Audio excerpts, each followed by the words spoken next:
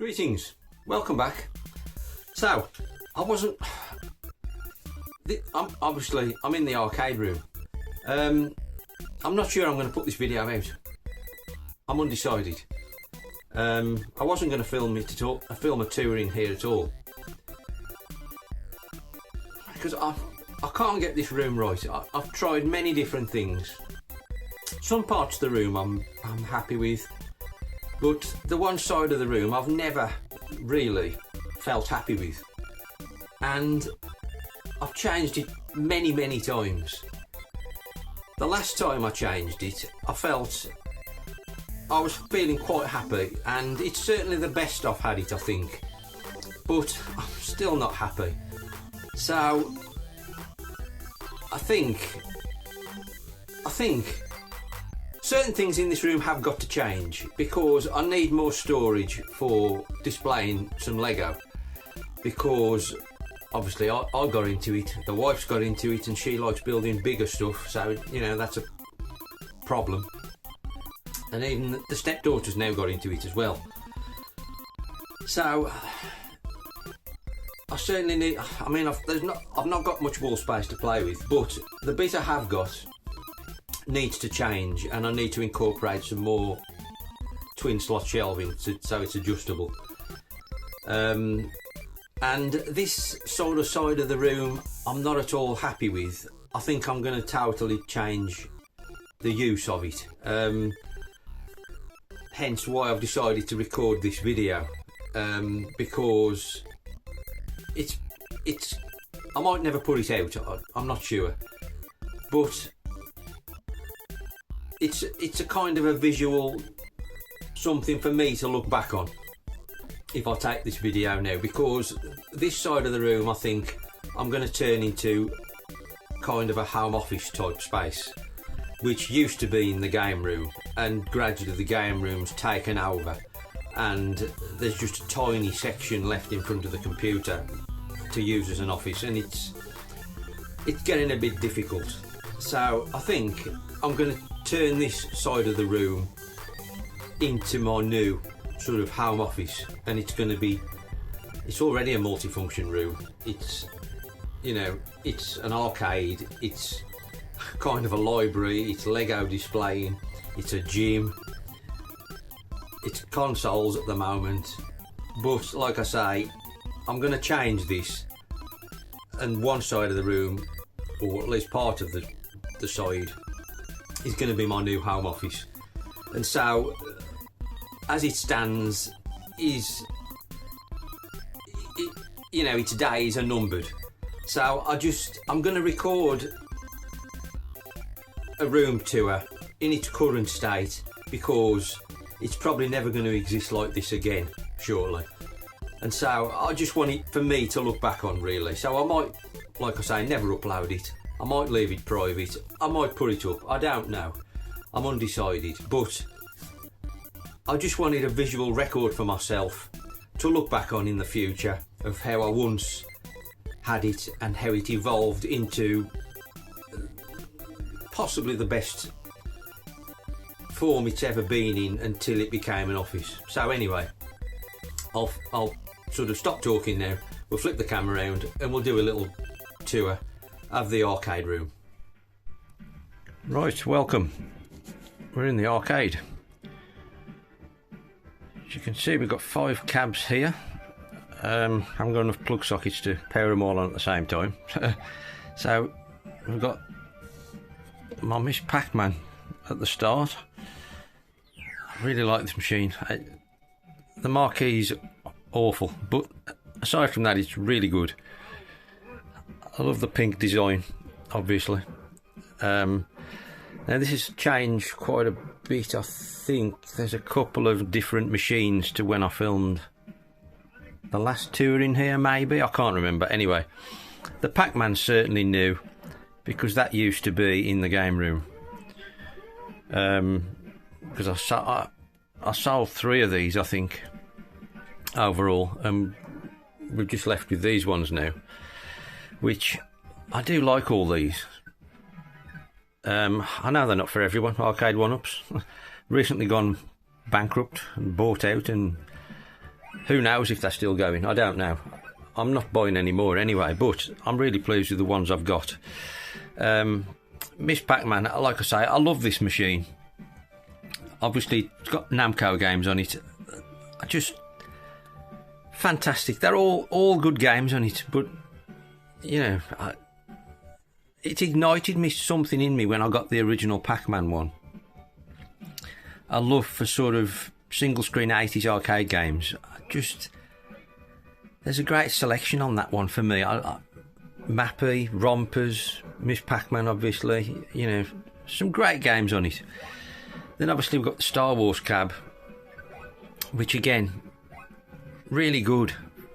Awesome to have. I mean, obviously none of these are as good as original arcade machines, but you know, they're a fraction of the price. They take up less space. You can move them around. They scratch any itch I have, to be honest. I don't want the aggro and the hassle and the cost of an original cabinet, really, as fantastic as one would be. These will do for me, I think, is what I've learned since I've had them. You could argue, you know, I could get a Jammer cab with all games on and I'd only need one, which is possibly true. But personally speaking, I've found also that the more I have to choose from, the less I play. It just becomes an exercise in what shall I play and then playing nothing. So I do think less is more in many ways.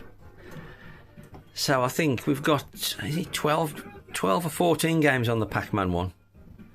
We've obviously got 3 on the Star Wars one. But what I really like about that is the unique, obviously, yoke controller.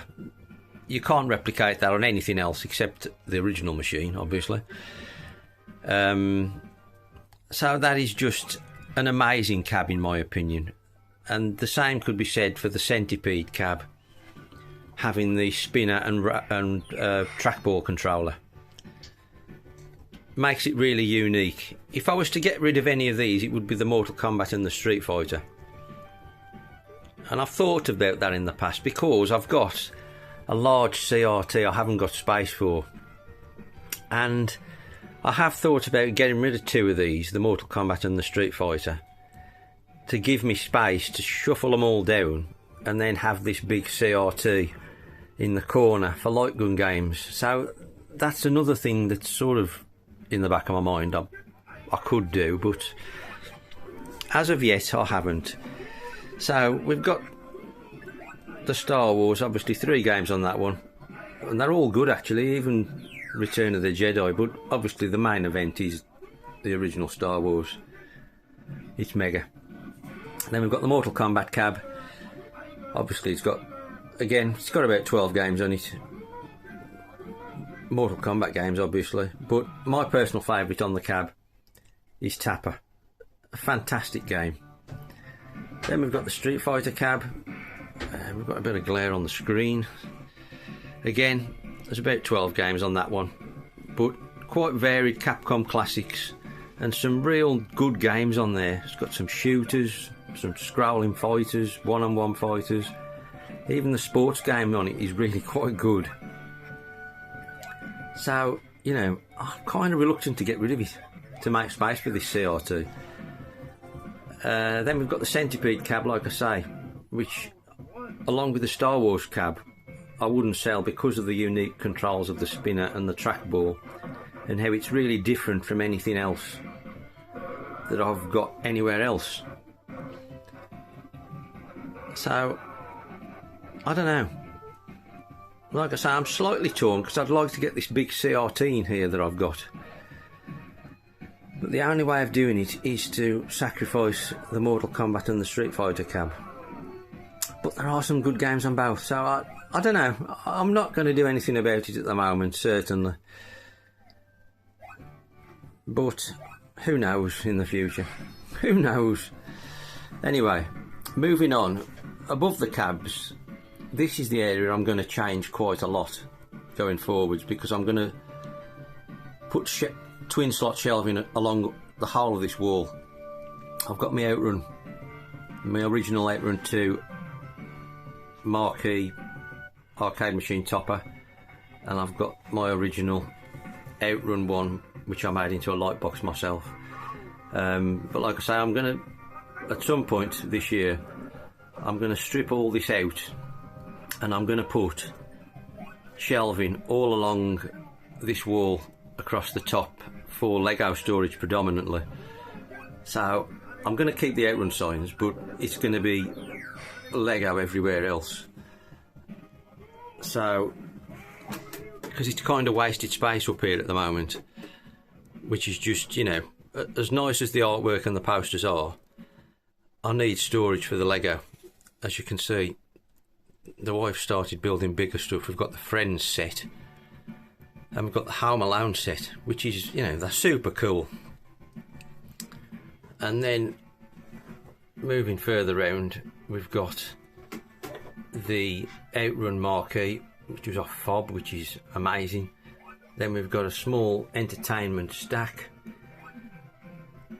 of DVD players, VHS, Blu-ray player, and then the peak of the mountain is the Coleco Telstar arcade, kindly gifted by Retro Kev.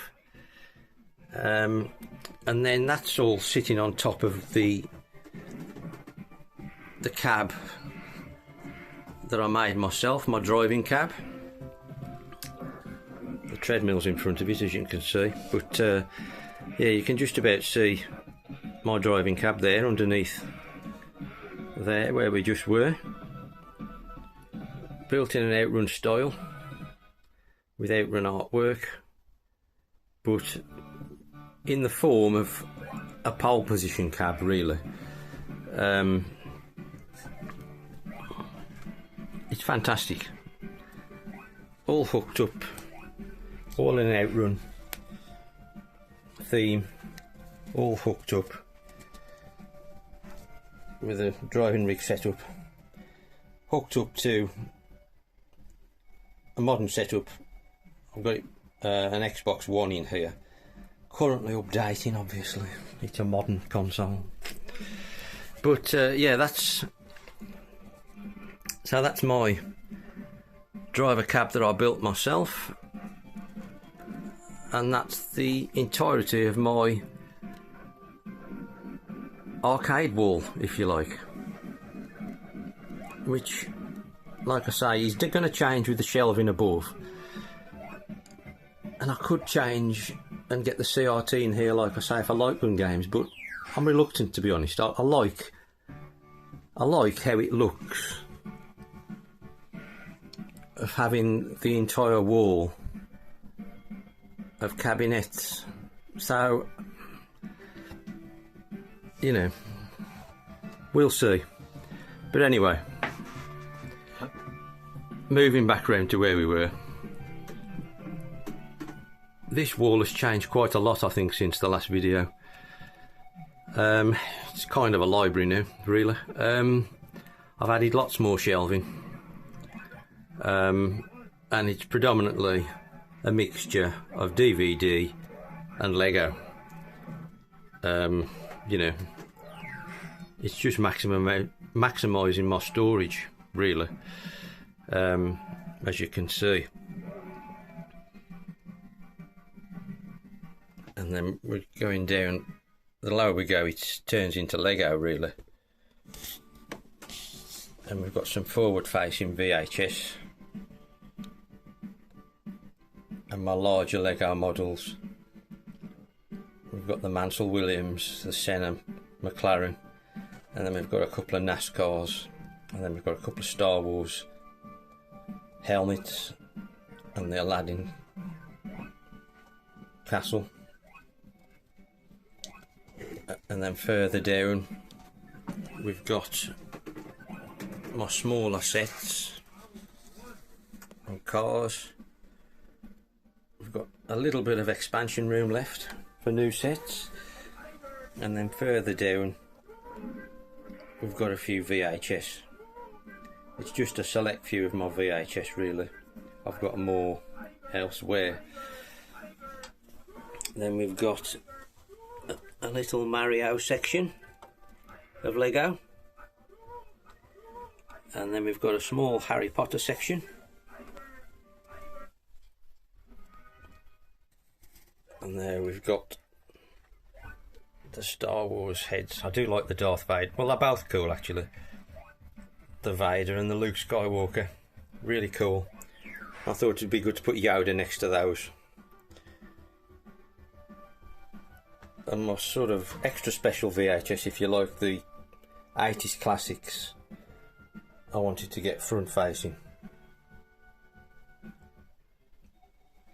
There is a new F1 car coming out in March. There's a Schumacher Ferrari coming out in the same sort of series as the McLaren and the Williams. So my NASCAR's going to have to make way for the Schumacher Ferrari, I think. Then moving around the corner, again we've got more. I've blocked, this used to be a window, I've blocked it all in and basically copied what Clint did, where he put a window box in. I've done the same thing to turn it into DVD storage, and there, that's the old pain cave. And that then brings us onto the wall that's going to change dramatically, which is currently console focused really. As I've said before, this is a compromised wall because, you know, it's got a lot of electric, plumbing, electric meters, pipe work, all behind what you see here on this wall. It's all concealed, but it makes this wall difficult to use. However, this is the best I think I've ever had it. But like I say, due to the nature of the fact the game room has overtaken what used to be the home office, I'm going to turn this, well, this sort of bench area, this is going to become the home office. So this section will no longer exist. So that's why I really wanted to film this, if I'm honest, so as I can look back myself. It's a bit of a mixture of many things. I've obviously got the boiler, which is compromising some of the space, but we have got some twin slot shelving here, which currently I'm using for some game displays, of which there's no space in the actual game room. But we've also got some Lego storage up there as well. I think going forwards the shelving will become all Lego. I've currently got in here, as you can see, my boxed 2600 games, my Intellivision games, and my sort of Spectrum collection of the games I used to have back in the day. And then we've got, I love these cassette racks, they're amazing. We've then got the video pack collection front facing, because they display terribly side on. So it's been kind of nice to have that there. I did have the video pack console in here. Currently it's not set up, but the games are still displayed. So I'm not sure about what I'm going to do with that going forwards when this turns into an office, but we'll see. Scrolling back then, we've got, I had to buy, stupid thing to buy really, Atari 5200 games. Obviously haven't got a console, never had one. I just thought it would be kind of cool to have a couple of cartridges. So yeah, a bit of a crazy purchase you might say, the 5200 games, but I just thought that kind of looked cool. And we've got the Sony stereo in here for some entertainment, tape and CD based. We've then got a small TV, but really small, I don't know, maybe 14 inch, it's really small. But it's connected up to my Raspberry Pi, which I've used to just try stuff sometimes, but predominantly I set it up there for Game Boy games, because I don't like Game Boy games on a massive screen. Works on this small one really quite well. Scrolling down then, we've got the Intellivision, hence why I've got my Intellivision games in here. My 2600 boxes are just there for storage really, but it was somewhere to put them, and they kind of matched with the Intellivision as well. But all the carts are in the game room because the console's in the game room. We've got the OG Plus 2 Spectrum, hence why the Spectrum games are in here. And then we've got a Wii, which I use for light gun games. We've got a Japanese PS2, which I don't really use in here, to be honest. And we've got a Saturn, which has got a Fenrir in it as well, with all the games on. So I think going forwards, I'm going to put the Saturn in the actual game room. I'm not going to need the PlayStation because I don't use it, like I say. I need to find somewhere else for the Wii because that's connected to this TV for light gun games. Hence why I'm not in a mad rush to sacrifice 2 arcade cabs to get the big CRT in here for light gun games.